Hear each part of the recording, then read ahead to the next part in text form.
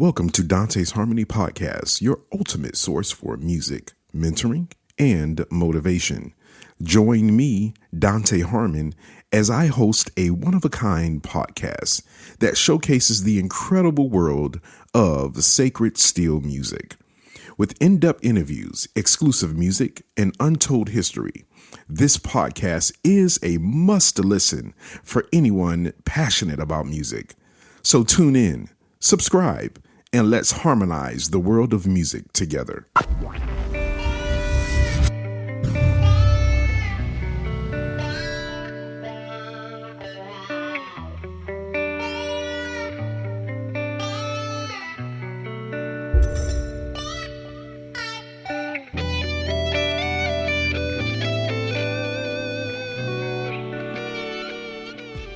And as founder of Sacred Steel Records Incorporated, which was established in 2009 and incorporated in 2012, the Graces have dedicated themselves to safeguarding the rich legacy of African-American steel guitar players. Based in Toledo, Ohio, often referred to as the Mecca of sacred steel music and history, Sacred String Records, say that 3 times, Sacred String Records has grown into a hub for preserving this rare musical tradition. My guest today, Delray Grace, is not only a musician, but he is a historian, a researcher, an author, all roles that have enabled him to chronicle the untold story of sacred steel music. So through the Sacred Steel Hall of Fame with 98 inductees and probably more, and an annual Sacred Steel showcase concert, and the establishment of Sacred Steel Music and History Museum, Delray Grace has ensured the future for future generations to come to experience the spiritual and cultural depth of this genre called sacred steel. Sacred steel passed down orally for over 80 years and is still thriving today, thanks to the unwavering commitment to preserving and promoting this incredible musical tradition. Ladies and gentlemen, without further ado, he needs no introduction, but I'm proud to call him my dear brother, and I want to present to you all Mr. Delray Grace. How you doing, man? Man, Dante, it's good to be alive, brother. How you doing? Man, I am well and well. First of all, man, thank you so much for agreeing to be on here with me. You are doing some amazing things. To God be the glory, man. You know, hey, Toledo is the Mecca of sacred steel music and history. Yes, it is. And as a historian, I must say this, that we are grateful to Mother Tate, you know, who established this church in 1903. The church, the house of God, church of the living God. Come on. The pillar and ground of the truth. Come on, without purchase with his own blood, without controversy. Yes, sir. Yeah, in a little place called Greenville, Alabama, man. Yes. We thank God for her work. Because of this great church, we have this great music, you know. Wow. And so, you know, when you were reading off all those titles and accolades, I'm looking around like, did we do all that? Yes. You know? see, because in the world of the museum world, they call me a custodian. And when I first heard the word, I was like, a janitor? I'm a janitor? Not quite. A little deeper than that. Yeah, man. But when it comes to this museum stuff, I'm finding my way. It's new territory for me. A lot of great new relationships. You know, people that had never heard of such a thing. Yes. You know, this history and our body of work, you know, that we've been blessed to put together, man. These people, they're like, whoa, what can we do? How can we assist in this kind of thing? And how can we learn more? Right. And you know, even actually one of the reasons I wanted to be instrumental in documenting and preserving the history was because when I would see like Calvin and Alvin and Robert Randolph, them kind of guys out there blazing, man, and people would ask, you know, after these concerts, where can we go to learn more? Wow. So I wanted to be one of the spots where they could go to learn more. So I kind of jumped into the history part of it, because it was there. It was available to us, and this vast body of work that we have developed and established, and is growing and growing and growing. There could be, we couldn't have it without the Sacred Steel Nation, because this is your history. That's right. Not just mine. Every time I walk into the museum, I'm looking at you, Dante. I'm looking at Lonnie Bennett. I'm looking at Calvin Cook. I'm looking at all you guys, man.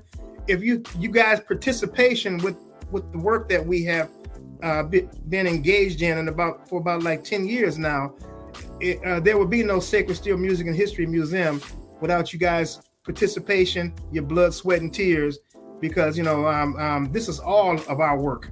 It is, and I think about everything that you just said. To be a musician is one thing, but to get to a place as you are, and being this historian that you are, someone needed to do that, and you took the mantle. You took the responsibility for not only taking the mantle and running with it, but man, the preservation and the history in the museum. And we're going to talk more about that. But I want to circle back to something that you said. You talked about Toledo, Ohio being the Mecca of sacred steel music and history. What does that really mean to the community? You've been out there, I've seen you do things for the community there in Toledo, Ohio, and how people in the community circle around you. What has that meant to you, and what is that Mecca sacred steel music history? And I know there's so much that you could probably say about that, but what does that all entail?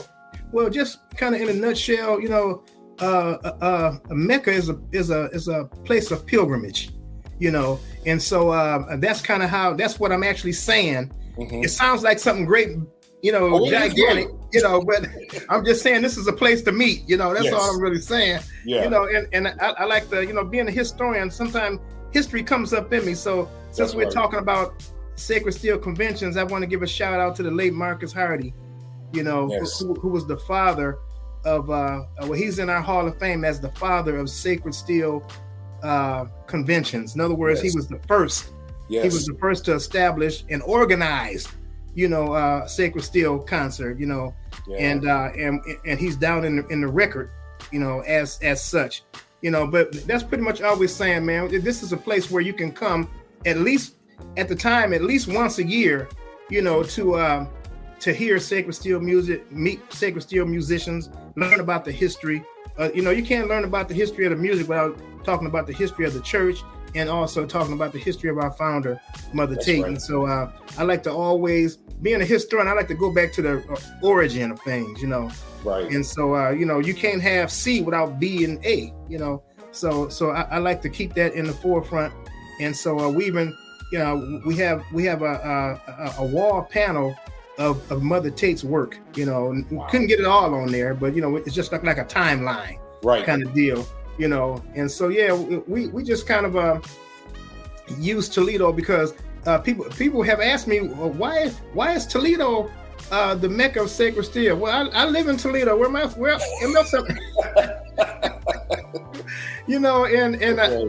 And when we coined the phrase, it wasn't in a proud kind of way. It wasn't that at all. It was that something else I'm learning out here when you're dealing in the arts and dealing with the public.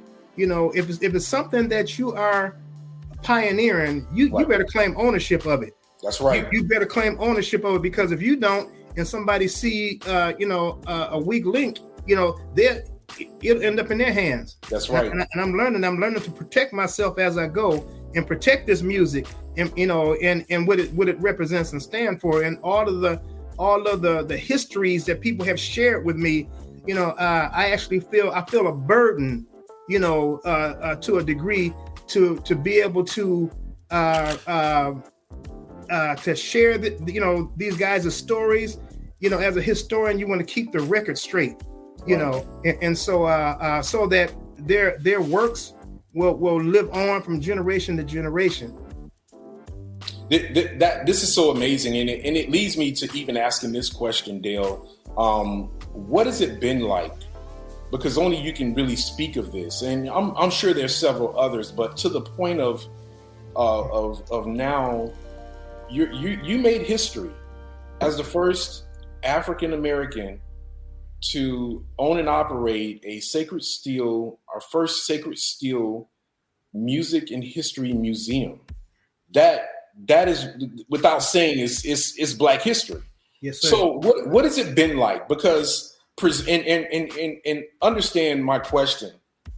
They've heard sacred steel for now probably over 80 years. They've heard it. It's been an oral thing where, they've heard the sound, they've heard the music.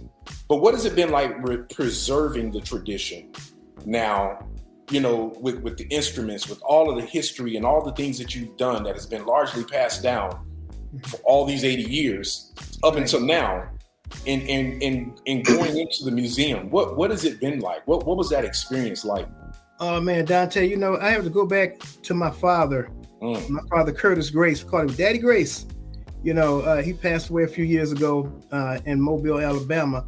Mm-hmm. But my father was the family historian. Wow. And he was also the historian for the church that he belonged to when he migrated up here in 1950. It was actually a split off of the Jewel Church. Okay. It was called the Church of the Living. It's called the Soul City House of God. Okay. And so he was a historian. And so, I was real close with my dad. I ran with him all the time. And the history thing started to dive on me, And so I found myself being interested in history. And not only that, just whatever history I was a part of, I started asking myself, who started what I'm a part of? I got to a point where the church of the Jewel Church, I started asking myself questions. Who started this church? And I need to know more about the families that started it. And that got me on that road, And the same thing with the steel guitar music. Actually, Bob Stone, he came into the picture like in the mid 1990s, but actually in 1980 up here. Now mind you, now in 1980, you didn't have Facebook and you didn't have YouTube, all that stuff. All them things kind of happened. Those things are Johnny come latelys in our generation, in our lifetime. Mm-hmm. we didn't have all that. But I felt a call in the year 1980 to do something to preserve this music and the history behind it, because I didn't even know much about the House of God other than Calvin Cook. That's because he was up in Detroit, 60 miles from here. Right. But so we I got on that track and started trying to preserve the history. I started calling guys together, up here that I knew, about 5 or 6 of us that were actively playing. And we put a CD out and didn't know much about anything that we were doing, man. And the history stuff, I couldn't shake it. A guy asked me one day, he said, as far as the museum is concerned, what made you choose to do a museum? Right. And I said, you know what, after a lot of thought and consideration, I don't think I chose it. I think it chose me. Wow. Because this is one of the few things that have captivated me, to where I can't turn it off. Right. It's always on my mind. So I'm always getting a download. A lot of the things that's in the museum, I pinch myself when I walk in there. Man, where did this come from? God, he downloaded into my mind and sent me on a beaten path, and people were there that had what I needed. Wow. We've been doing Sacred Steel concerts for 16 years now. Wow. And we also have the longest running Sacred Steel concert. A lot of guys, and this is not a blow to anybody, but a lot of guys have did a few and they stopped. We have been consistent since we started, right. And that was by design, because I wanted to show consistency in this.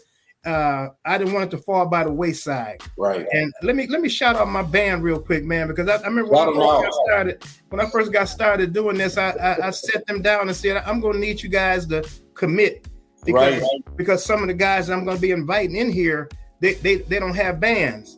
Okay. So I mean, for 16 years, Jay Caver, my brother-in-law. Come on. He's been right there. My son, Dale Grace Jr., my nephew Christopher, and different other people. We got a committee of people, and I say this a lot too, Dante. If you're great, you're not great by yourself. You're great because you have great help, and I have some great help, in this side of the country that have bought into this vision, and they see the progress, they see the anointing, how God have ordained this thing to be. That's right. And they are a part of it, and I'm really grateful for that, man. Well, listen, I'm grateful for them too. I played with them, phenomenal musicians, and they have really not only been a constant with your sound and the things that you guys have been doing, but have just been a staple for meeting. And you've been a staple for a lot of the guys who may not have known each other, right? From the Keith side and the Jewel side, to come together and get to know each other. I always said, and I think I probably shared this with you, where the church wasn't together, the music always was. Yes, sir. Yes, sir. We didn't have a problem coming together, and when we got together, man, what a time. That's right. Hey, I'll drink to that one, bro. Come on. But let me say this, Dante. Go ahead. And I've gotten a lot of help and participation from people outside of the fold. Like the guy named Brett Bonner. He's the editor for the Living Blues magazine. Yes. And early on, he did a lot of different great pieces on Sacred Steel. And so when I told him what we were doing, he sent me all the material that he had so we could use it in any way that we needed to. Right. And Bob Stone, he's donated some things, and we have his book and his 2 books inside the museum. John Leopold with R. Hooley, he just last year, or maybe a year before, he donated a bunch of pictures. He was still with R. Hooley at the time. A bunch of pictures that R. Hooley owned, of our steel players. And at one time I was just out there trying to get all of the written material, all the liner notes, all the magazines, books, anything Sacred Steel. I have tons of this stuff, off of the internet that's not in the museum right now, because this museum is just the beginning. We plan on building something or buying something bigger, and Lord willing. But pretty much anything that's out there, Sacred Steel, I have it in my possession, and some of the things were just public domain, and some of the things I had to call and get permission for, and nobody ever turned me down, so I'm grateful for that. That's right. Well, man, one of the things I put the website in the at the bottom of the screen so that the viewers and everyone here, you all can definitely support. Go to www.sacredstrings.com. Again, I am here today with Delray Grace Sr., and he is dropping gems. He's talking all things. He's a historian of the first ever Sacred Steel Music and History Museum there in Toledo, Ohio. And man, so much I want to ask him. I know we have a short time here, but I want to try to get to as much as I can. Right. But the one of the things that I really love about Dale is he's not only a musician, but he's a business consummate.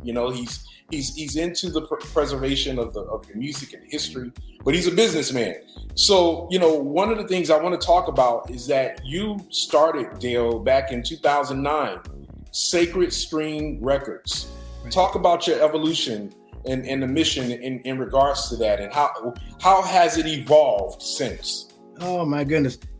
You know what? To God be the glory. I always want to start out with that, bro, because everything that you read at the beginning of the program was part. I put a timeline together because I'm trying to just keep track of, like you said, the evolution.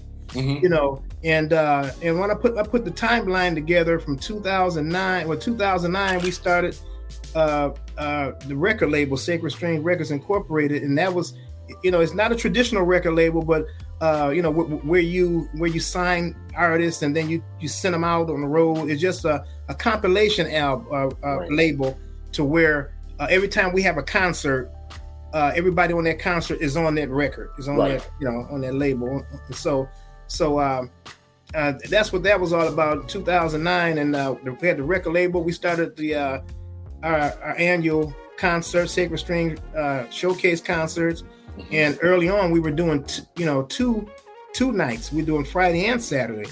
Okay. And the reason behind that was because I wanted to get as much footage as I could while I had these guys here. So I may have had between 10 and 20 acts, over a weekend, and also knew that at some point I needed this footage to promote, as far as being on, because later on we in 2012, not long after that, we developed a TV program. We got on cable TV here. We have two TV programs promoting the time-honored steel guitar from an African American perspective. Is what we're doing. And so we got that together.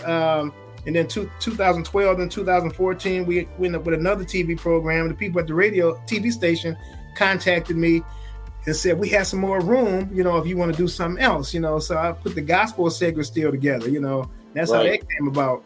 And so 2015, the mayor of the city of Toledo, she came to the concert and she gave us a proclamation stating that the month of August is Sacred Steel Music and History Month. And so even though we were celebrating it anyway before that, she came and put her stamp of approval on it, so the city would recognize that. That's amazing. That kudos. Yes, that really takes some effort and some attention and to be consistent doing something long enough exactly for someone to recognize it to the point where they recognize it and they give us a month, not a day, but a month. A month.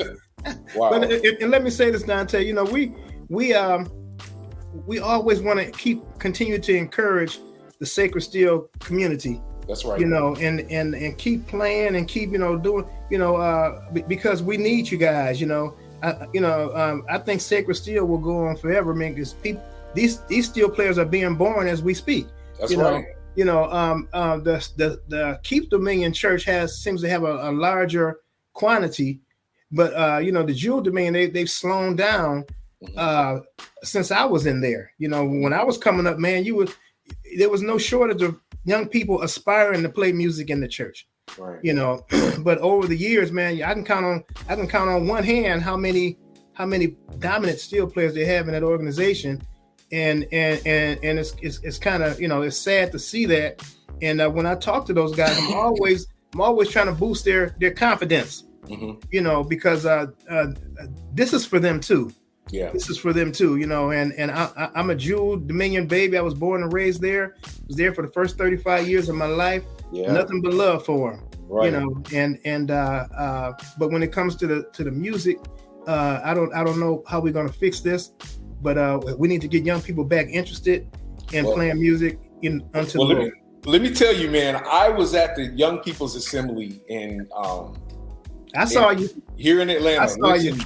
Dale, I don't know, man. These guys, and shout out to Zion Mosey, who's on here. Love you, man. These guys, man, they showed out. Yeah. I met so many of the young musicians there. And all around, man, I it's so interesting. Everywhere I go, I was recently this summer went down to my family reunion in Deerfield, met a lot of younger musicians, and what I'm finding is that it's not going anywhere. No, it seems like it may not be as much as maybe my generation or the generation before. Right, they're here. Right, they are here, man. I just I was so excited, man. To hear these guys play, woo! Yeah. It made me want to go practice, man. Yeah, they got a few up and coming guys, Oh yeah. And I really respect what they do. I love it, actually. Yeah, can't get enough of it. But let me say this, Dante. Yes, sir. When I'm thinking about it, all kind of things is great. I know we're on the time schedule. No, you're good. But Troman Eason. Yes. If somebody out there can help me find a photo of Truman Eason. I was told that there's got to be some in Philadelphia, because a lot of his family is there. But anyway, we didn't have a photo of Truman Eason, so we used a silhouette. We just used a blacked out silhouette because I wanted his story to be told in the museum. So Truman Eason. Truman Eason, yeah. We're putting it all called out. We're putting it right here on Dante's Harmony podcast. If anyone has or knows, we just doing some history on Truman Eason. Right. We are interested in getting a picture, an old photo, whatever you have. That's right. You all contact Delray Grace. I'm gonna put his website back up here if you want to contact him directly, and they definitely will reach back out to you.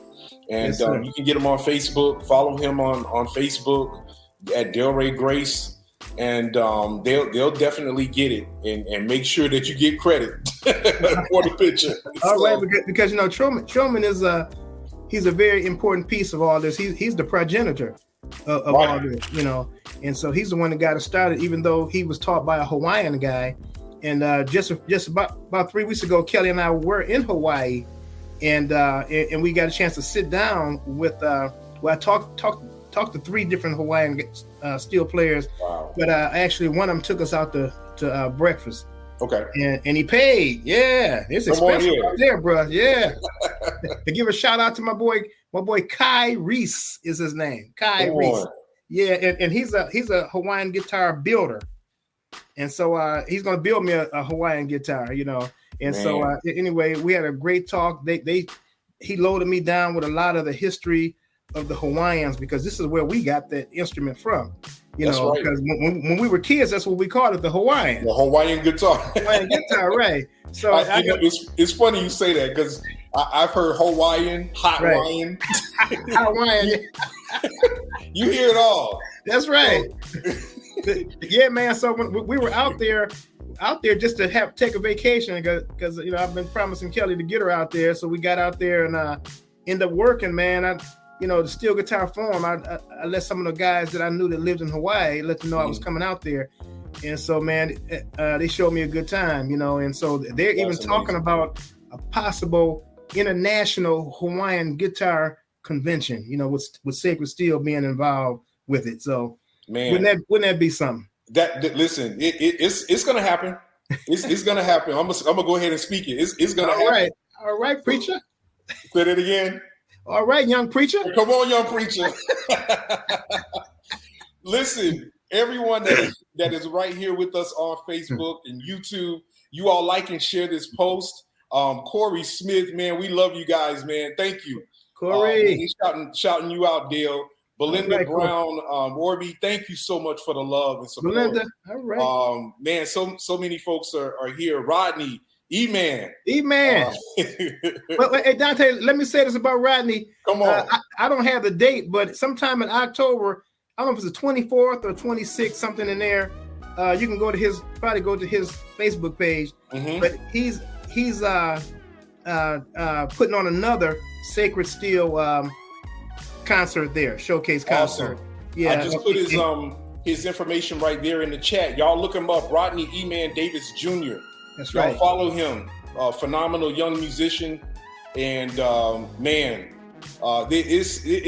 this music is not going anywhere, Dale. No, it's not going anywhere. It's not going anywhere. Not going anywhere. Lisa Marks, thank you for the love and support. Hey, sis, it's my little sister. Yeah, man. She said hello, bro, and Dante. Thank y'all for just being here with us on today, and we have so much to be thankful for with this music tradition, and I'm just glad to be a part of it. And not only, Dale is preserving this music in such a way where it's tangible. I'm doing it in a very podcasting way, if you will. But it's not going anywhere, and there's so much here for all of us to do. But I'm just grateful that we're all here together. I remember, Dale, when we first met. I think it was in Memphis. Right. Remember that? Memphis, Tennessee. Yes, sir. It was 2010. Right. And we had an amazing time together. and we came together in Memphis. And I think even in that moment of seeing all the musicians coming together, I think it was the whole hotel was really music. Yes, it was. And for all of us to be together, to play together, to spend time with each other, getting to know each other, breaking bread with each other, it was such a phenomenal experience of learning things that we didn't know about each other. Right. And then in a space where we're able to play and share and enjoy each other all at the same time. Yes, sir. This experience for us has really been, it's been ongoing. So when we talk about, how the music is really shaping itself, what have there been any challenges that you've been faced with bringing this music, this sacred steel music, to now this broader audience? Because now you went from starting a record label, doing your music showcases, you had the label, you're doing the music. Now you got this museum, you're on TV, you're doing morning talk shows, talking about your museum. I'm sure with all of the things that you've had, there have been some challenges. There are a lot of people that's out here, and they're venturing to start out a new business of some sort, right, or venturing to try to do something new. Talk about what it is to go forth with a vision that was dropped in you and in your heart, and sometimes being faced with challenges that you think gonna pull a plug on everything. Yeah, but let me say this. Great question. Because challenges is all it's a part of life. I actually look forward to challenges. I heard a preacher say one time. He said, "Every level there's another devil." Come on. So just from that vantage point, I've been challenged, in a lot of different respects. But I'm telling you, man, when you keep your eye on the goal, and when you are confident that this thing is not of you, right? This thing is of God. And he said, if I be with you, I'm more than the whole world against you. So I've had several. Man, I think one of the main challenges that constantly occur is the fact that people would like for me to take our message out of the music. That's one of the things that we're constantly being faced with. Man, we love that sacred steel music, but that Jesus stuff, man, can y'all tone that down? Wow. Well, that's the foundation of what we rested on, bro. I can't take that out.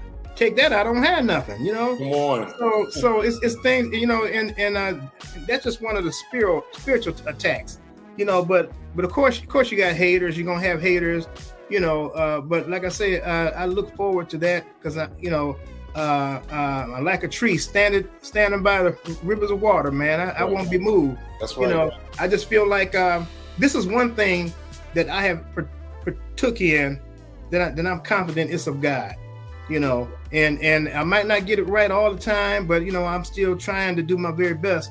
And so if anybody else out there, and I encourage people to do more. I mean, if you can't handle a few challenges, you might not be worthy of the call. Come on. Those things are going to happen, but there's people out here that can help you make it through. That's right. Calvin Cook helped me make it through. Come on. Shout out to Calvin. And listen, listen, that song, that was such a great segue. Oh my goodness. Because that song, I know it was a lot to him. He created the song. He stapled that song.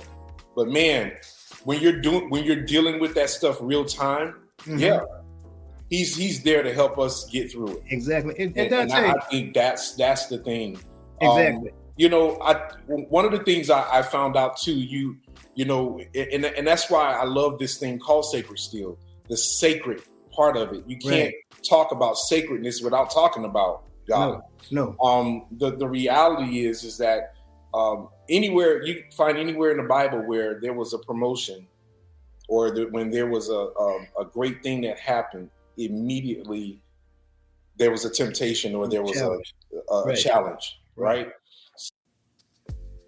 Introducing Affirm It, the heart and soul of Dante's Harmony, a project designed to rewire your subconscious mind with daily affirmations that breathe positivity into your life.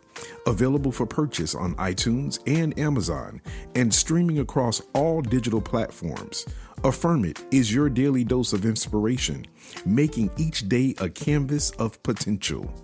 But why stop there? Elevate your affirmation journey with our exclusive line of merchandise.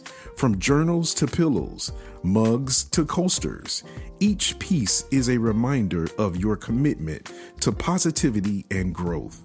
Visit dantesharmony.com to discover more and join Dante's Harmony community.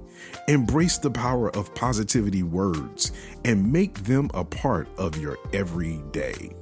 With Dante's Harmony and Affirm It, transform your mindset, your day, and ultimately your life. So, it just teaches me when something happens, okay, get ready because here it comes. Here it comes, right? Here it comes because I think it's a law. And people think, oh no, it's a thing that's just gonna. I think it is a normal. That's right. It's a normal thing that's just gonna happen, and I think we have to just embrace ourselves to know that when it does happen, you're going in the right direction. Right. Because if you're really not being challenged, something could be wrong with what you're not doing. Yeah, you know what? And challenges, man, that's part of the process. That's right. And that's part of any process. But let me say this, Dante, we're just coming off of our 16th Sacred String Showcase concert, and we just used jewel musicians this time. Right. And the reason being, because people have asked me this, the reason being is because up in Rochester, they were doing something with Bishop Campbell on the same day.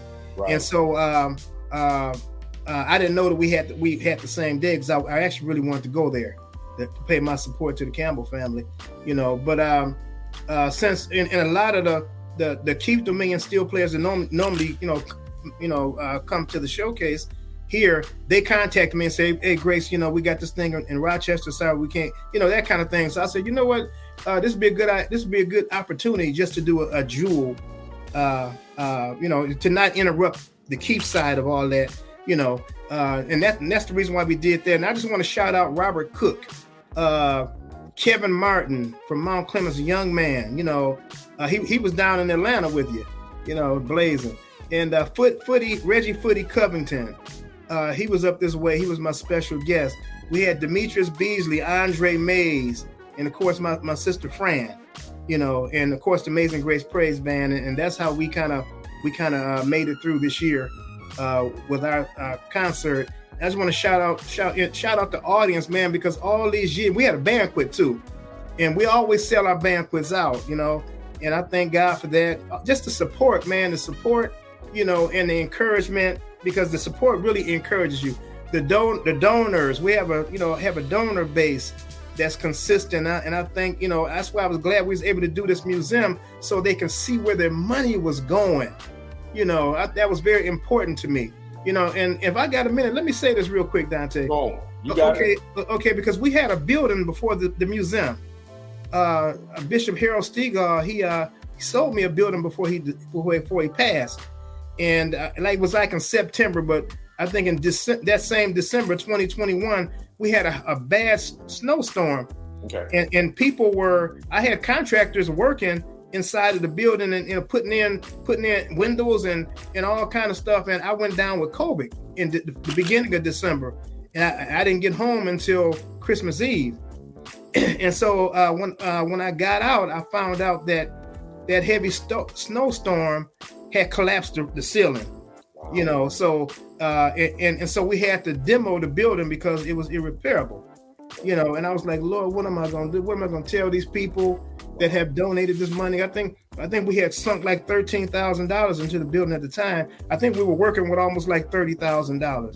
Wow. And so, man, I was almost heartbroken. I was like, Lord, I felt that's one time in my life I felt like giving up. Wow. One time I felt like giving up. I'm just coming home from COVID. They thought I was going to die when I was in there. Wow. I could hear the doctor saying, he's shutting down. He ain't going to make it. But God, bruh. But God. But I remember being in the hospital telling God, Lord, you gave me this vision. And, don't make us both out of a liar. I'm telling folks about this vision, so anyway, he touched my body. He gave me a miracle, man. And I'm here to talk about it. And I praise God every day, for life.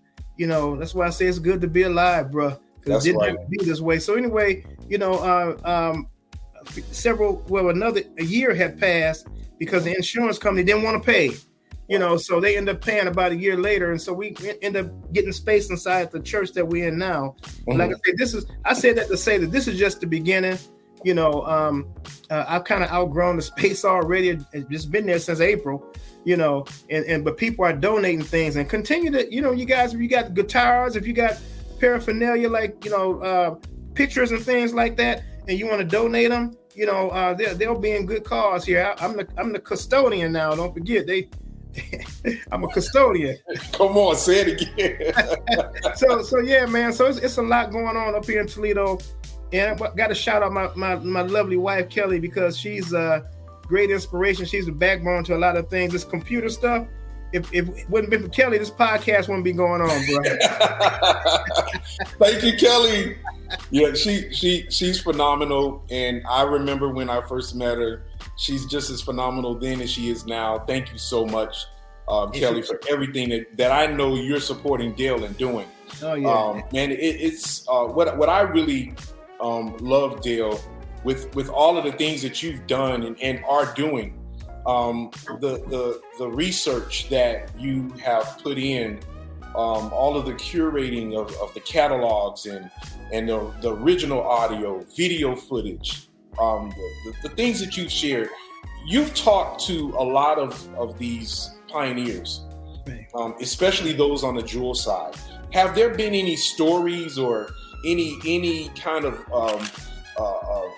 research, or maybe some just some type of interview that you may have done with one of those pioneers that stuck out to you, that you found was rich, and you just, the story just lies dear with your heart? Well, you know what? Good question, Dante. In the back of the museum, we have an area. It's called the Sacred Steel Archive and Research Center. Okay. And back in that area, there's 5 touchscreen computer monitors, and on each wall, ahead of you is a bunch of names. They're in alphabetical order. Okay. This computer is from A to H, maybe. The next one is from I to whatever. And so different interviews, I can punch in your name, Dante, go to the D's and hit Dante, and everything that I have on you, since I've known you, if it was on YouTube, if it was nice quality stuff, I put it over. So people are coming to do research, on sacred steel musicians there. And that's the whole point. I mean, guys that identify themselves as ethnomusicologists. Mm-hmm. I'm like, what is that? We just study music.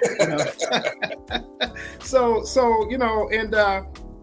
we have things like that, man. And so Ronnie Hall is probably one that really sticks out. Ted Beard came to the grand opening along with Calvin Cook. They've been with me from the beginning. Wow. From 2009, they've been right there. Ronnie Hall, keep him in your prayers. A lot of health challenges, but some of the things, the stories that these guys tell, and we all got stories, right. And this is what I'm after when I document. I like to sit a guy down and just say, hey, where do you fit in all this? And Ronnie Hall have shared some things with me, going back to his early childhood in the Jewel Dominion. I didn't know that at one time. Ronnie Hall, Wayne White, Calvin Cook, and Ted Beard, they were all on the Jewel side at one time. Oh yeah. And as a matter of fact, Ted Beard's grandmother was married to Chief's father, Robert Tate. And she was an Ashbury, I think. And so a lot of people don't know that. So I'm a historian. I find that kind of stuff out. That's what I do. Yeah, I'm with you. I'm verifying, because when I did my interview with Ted Beard, he did talk about that. Yeah. Because he even told me, he said, "You don't believe me? I can take you out to the grave site." I said, "Man, wow. not today. It was in the wintertime. Not today." But because and that's part of history. I like getting obituaries and things. A lot of good information. Inside of obituaries. When you're trying to write a bio out. And things like that. But yeah, Dante, I've met a lot of great people. I've had a lot of phone interviews over the phone. Annabelle Bowen, she's out of South Carolina. She's one of the oldest female sacred steel players a part of this thing right now. She's one of them, because there's one in Indianapolis I just dug out, and they call her Mother. Her last name escapes me, but I dug her. I went to a music store in Indianapolis, and they told me about her. She was assistant pastor at a church called Upper Room Tabernacle, I think it was. So I went over there, and I got a chance to take pictures with her and her husband. Her husband have deceased since then, but I kind of find out she's related to the Jewel side. She said, down to Tupelo and all them places, Yeah. So I meet a lot of people. I hear a lot of great stories. I try to document these things so I can set the record. Put all this on record. And there have been people who did not want to be a part of the movement, and that's okay too. Because Dante, from the onset, what you see me doing now is what I was trying to explain to people. What I wanted to do. I had noble intentions. Wasn't trying to steal nothing. Nothing like that. I just wanted to document this stuff because my father passed that on to me. Sure. And because of the love I have for this church and for the music that it presents. And God, because God could have put this music any place in the earth. That's right. Look at every place he had to choose from, but he chose Mother Tate's church. Yeah. He chose me. He chose you. Yeah. He chose all of us guys that are, and so it's something to be said about that. It is. It really is, and it's not going anywhere. No. It's here to stay. It's here to stay.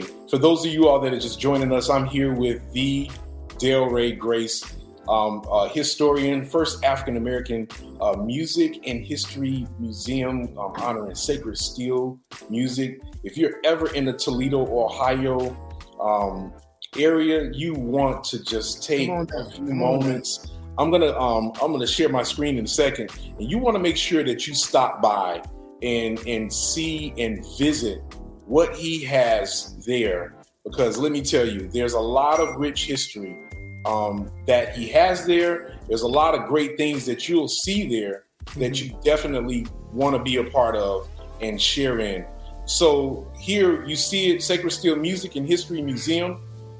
Their hours of operation, Tuesday through Thursday, 10 a.m. to 3 p.m. They're located at 2108 Collinwood Boulevard in Toledo, Ohio. And again, you want to get in contact with Dale or Kelli Grace. They're the founders. And listen, you won't be disappointed.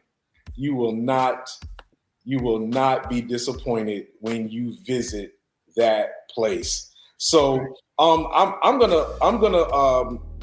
almost really at the end of what I want to talk about, but I do have a couple more questions for you, Dale.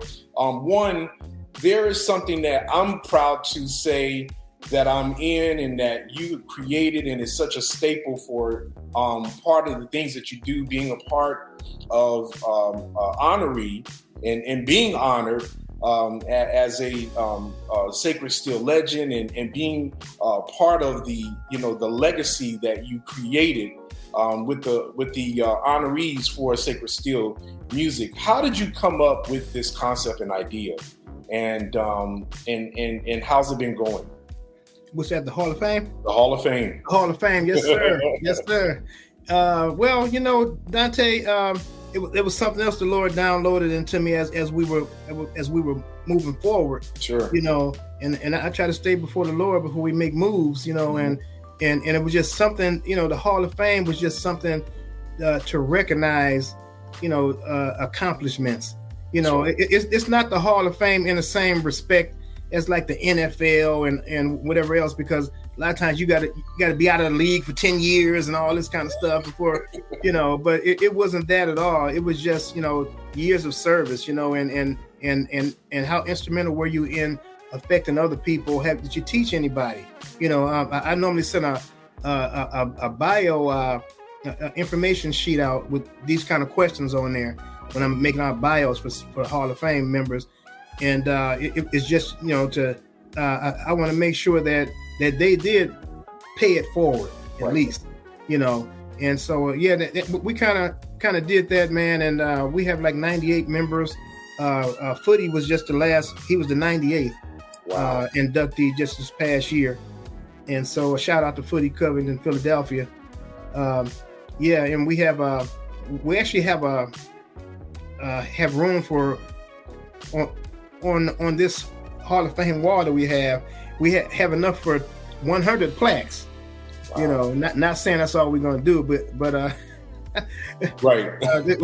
We got 2 more spots left right now. But so and I tell you this, Dante, and people, I encourage people to send me names and send don't just send a name of just a person without no work behind it. Give me something to work with. And since you're talking about this, let me tell you a story about my dad. Okay. He asked me one day. He said, "What do I have to do to get into the hall?" I said, "Well, it would help if you played the instrument, Dad." You didn't tell him that. You didn't. Well, I told him in a nice, polite way. I said, "My dad," So I knew what he was getting at. Right. He didn't come out and say it, because he was a big supporter, right. Financial supporter. And so I said, man, I said, Dad, I just can't put you in the Hall of Fame. This is your thing, right? Yeah, it's my thing, but why come you? I said, hey, man, look. The best I can do is what do you call it? Honorary. I said, yes, I might be able to do an honorary and get away with that, but I just can't shove you. So make him an honorary Hall of Fame member. So I did that before he passed away, man. Wow. Because he was just so proud of his kids, and the work, and he was always supporting the work that we did, man. And let me shout out the women too, man, because in 2019, the Lord put that on my heart, recognize the women, and I dug out as many as I could. So 2019, our concert was entitled "The Queens of Sacred Steel." Yes, and so I think we had about 8 of them at that time, and so that could make it down here, and I think like 12 of them total that I know about. Okay. I always got my ear to the pavement trying to see what's going on out there and who's who, and a lot of people keep me informed, and I appreciate that, because I want this to be inclusive to everybody. We have one wall in the museum called Sacred Steel Nation. Okay. And all of the Sacred Steel players, dead and alive, that were known to me at that time, that wanted to be a part of it, they're on the wall. That's right. So you don't have to do nothing spectacular, just be a part of the family. That's right. Mitch Farmville said, "Give it up for the Queens." That's right. Hey, my boy Mitch. All right, the liaison. Yes, sir. Man. I met Mitch a couple years ago, man, through Alvin Lee's ministry. The Sacred Steel Summit. That's right. I met. You know what, man? Let me see. You talked about this earlier. The hotel that we stayed in 2023 and 2024 in Florida with Al, man, you just don't know how it made me feel to come down into the lobby, Dante, and nothing but Sacred Steel players and Sacred Steel musicians. It was like the who's who of Sacred Steel. Everywhere. I mean, and I told Kelly, I said, I'm going to pray tonight that somebody don't drop a bomb on this building, because we have to start all over again. I mean, they were all there. You look over here, you got Aubrey Jim, you got Calvin Cook, you got Ted Beard, you got all of them. That's right. It was a great thing. That's why I encourage you guys out there, man, when to participate, because Alvin's open to your participation. I'm open to your participation. The last 4 years we've been doing banquets along with our concerts, and so it was by invitation, the steel players. But now we're getting away from the banquets going into next year, so we can, because I want to start doing like you guys do, Dante. I would like to have a weekend, at least 2 days, where we're doing workshops, we're doing seminars, because there's an intellectual part to this music. That's right. And that's why I love Frank Owens and those guys, and yourself. You guys got tutorials and stuff out there that you're teaching. You're teaching the fundamentals and the techniques and things like that. There's an intellectual part of this music. It's just not whamming and jamming out, and I really appreciate that, man. So I want to start incorporating that here in Toledo just as well. Well, we it's so much out here for everyone, and I think there's so much to be said about the music itself and what it's doing, and there's so much that people can really gather from, not only the things that we do, but the fellowship that we have. And you said it, Dale, when you were there, to see everybody together, to see everyone excited, to see everybody it was powerful. Just all you saw was music, all you saw was brotherhood, sisterhood. Exactly. Everybody just together, and it was just like a big festival. Yes, it was. Of musicians that just love what we do, but there to support each other. No beef, no competition. Let's just jam out, and that's what it is. So yes, it is. And it's people like you, Dale. It's the things that you're doing with the museum. It's the things that you're doing with the record company. It's the things that you're doing with the Hall of Fame honoree, and being able to honor those musicians in that way. That's really keeping this, but it's what it is, preserved, right? So we can go on, but I want to ask you this. I want to ask you this one last question. There are a lot of musicians here, young and old, a lot of young guys, a lot of female musicians, a lot of males, a lot of guys, a lot of girls, a lot of people that are even wanting to start out in business. They have ideas for businesses and just, certain things that they really want to do but haven't really done it. Certain things that they really have in their heart to really execute, but they're afraid of executing it or doing it. What advice do you have for, I guess, twofold, that young entrepreneur, that young musician that just wants to push the envelope, get out there, do something, but afraid to? Well, another good question, brother. Good question. As far as an entrepreneur, maybe this is twofold here, but I encourage young people to find their purpose early. Because I actually found my purpose in this music. Yeah. I actually did, and I'm 63 years old now. I wish actually when I was 20 years old in 1980, is when I sought to do some preservation. I had no background and no history to fall back on. I didn't really know what I was doing. I just knew all I knew was I felt like I needed to be telling this story and preserving it. And then I started out and I got discouraged. The church kind of discouraged it, that kind of thing back in those days. And so I didn't pick it back up again until 15 years later, just happened to see Bob Stone doing what he was doing. Now, I told Bob Stone this story when I saw him last year, the last Sacred Steel Summit. And when I saw what he was doing, I'm like, Lord, you know what? That's what you told me to do. And I let people talk me out of it. And so I had to repent to God. I said, Lord, if you give me another shot at this, I ain't gonna drop the ball this time. I'm older, I'm more mature, and I think I can handle it. And so this is why I go so hard now, because I found my purpose. It's not the only purpose in my life, but this is one purpose that drives me to wake up in the morning, because it's on my mind all the time. And like I said earlier, so I try to turn it off, but it won't turn off. Right. It just won't turn off, And so I want to.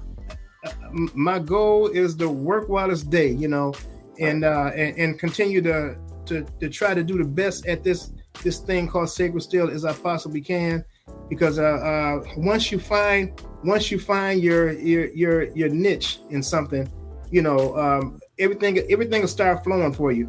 A lot of guys out here, they never find their place. Some people go to their grave never finding their purpose. Heard Miles Monroe say one day, he said the wealthiest place on earth is the cemetery. That's where people go. That's where people go with unfinished business. That's right. He said basically, God meant for us to die empty. Empty. Come on. You know, and not to die still full of stuff because you couldn't find your way, you couldn't make it work out, you know, because God gave us all a purpose to be here. That's right. And so I said to you and Al before, when Al was on with you, what we're doing right now, we're emptying out. We're emptying this thing. God don't want us to take it to the grave. He wants to leave it on the planet. That's right. On planet Earth. So yeah, find your niche and find your call early. You know, seek God. You know, and He'll show you what He sent you down here to do. You know, right. and always give God the glory and the honor for it because it rightfully belongs to Him. Yes, well sir. said. Well said. Well said. Well said. And Dante, before I go off, I know you're trying to push me off. No. Take your time. Man, I want to say this about you, Dante. Oh, hey, man. You know, I told you I'm going to tell it everywhere I go. Dante just married my cousin, y'all. So me and Dante's cousins. He married one of those Booker girls, you know, and I think one of her great uncles married my aunt. Her name was Mamie Booker in Evergreen, Alabama. And that's how we're related. Wow. So, but for your work, Dante, podcasting, I salute you, brother. You know, and I thank God for how good you are at it. And you're remembering Sacred Steel. I see you. You know, you got other business going on, but don't forget about us, bro. Don't forget about us. Never. Because Dante, there's so many of these guys that, like I said, we all got a story. Yeah. You know, and a lot of us, like in myself included, we were never assembly musicians. We were never, you know, considered the greatest musicians. But I'm still a piece to the puzzle. That's you know, right. Because you know the Bible talks about one body, but it's got many members to it. You know, and I like to talk about guys like E-Man, you know, Davis, because I know what it takes to do what he's aspiring. I hope I'm one of his inspirations to have him do what he's doing, you know. And if he called, email if you out there, if you need my assistance, I ain't the greatest, but I can give you what I have, you know. because we don't want to see him flop. We want to see him go on, you know, and to continue in his generation, the young man, you know, in his generation, he can be a light unto them as far as this music. And he's got a nice little band over there. You know, he got some twin boys playing with him. You know, I don't know if you remember Shantae Peaches. That's my goddaughter in Philadelphia. Those are her brothers. I do. Yeah, they're twins, and Shantae's got a set of twins herself. So wow. So yeah, man. So I've met a lot of great people on the House of God side, you know, as well, because I didn't know much about them until Jay started traveling with Calvin Cook. Right. And when that happened, you know, Jay was actually one of the first rhythm guitar players that was allowed to cross over like that. Wow. And without a whole lot of friction, okay. You know. And so Jay did that, and he would always bring me back tapes. Man, you got to hear this guy. You got to hear Joe Randall. You got to hear the Noble Boys. You got to hear these guys, you know. And so that kind of, he was the gateway for me, you know. And so I thank my brother-in-law for that, you know, because he's worthy of that honor in my eyesight, because Jay have helped me do a lot of things, you know, initially getting started here, you know. And so even though he's having some health challenges, I don't want to forget about my brother-in-law, you know, because he came to the Steel Show in August. I didn't know if he's going to be able to make it or not, but he came, man, and he was old Jay. Mm-hmm. He was old Jay. Now I'll be posting some of that footage here pretty soon. I just got the master back yesterday.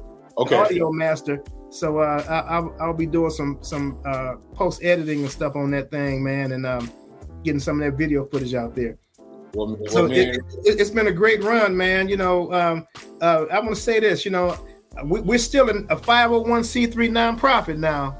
Come on. So and what that means is we depend on the benevolence of others. You know, your kindness and your donations and things to keep this thing going. And I say on occasion, just if the Sacred Steel community, if Mother Tate's churches would support this, that's, you know, right. I wouldn't really have to run around looking for grants and stuff like that, you know, right, because it don't take much to run what I'm doing, you know, but it does take some finances to do it, that's, you know, right. And so, you know, I don't want to be at the mercy of other people when we got a community here that should be really supporting this, you know. And so I just want to encourage you guys, you know, we got PayPal, we got Cash App, we got all of those things. You go to our The website, and things. Right As a matter of fact, our website is up right now, but probably the beginning of August, it'll be a new website. We're having a professional guy put it together now, because Kelly and I did that, what you see now, and that's the best I could do, you know. Right. So, but we got with a professional guy, because the spirit of excellence is what we're looking for now, you know. So you're bringing it. Well, the level that you're on, you don't want to go back. You know, you want to keep going higher and higher. Every round goes higher and higher. Come on. Yes, sir. Well, man, we're excited, and I put the website at the bottom of this screen here, www.sacredstrings.com. You all patronize, Thank you, sir. Make your donations.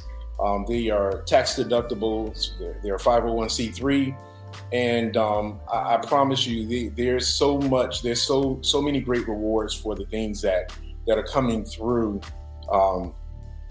Delray Grace and family, and all the things that he's working on, that he's continuously doing. And I'm just proud to call you my brother, man. And just keep going. Discover the perfect blend of faith, fashion, and unity with Carry Him, the clothing line that celebrates diversity and shared humanity. Each piece is thoughtfully designed by founder and CEO Lindsay Dillard, incorporating powerful symbolism and the Pangea map to remind us of our interconnected world. Shop online now and elevate your wardrobe with meaning and style. Use code DHP15. That's D as in Dante's, H as in Harmony, P as in podcast, 15 at checkout for an additional 15% off your purchase. Embrace the message. Carry Him. Visit Carry Him's website to start shopping today.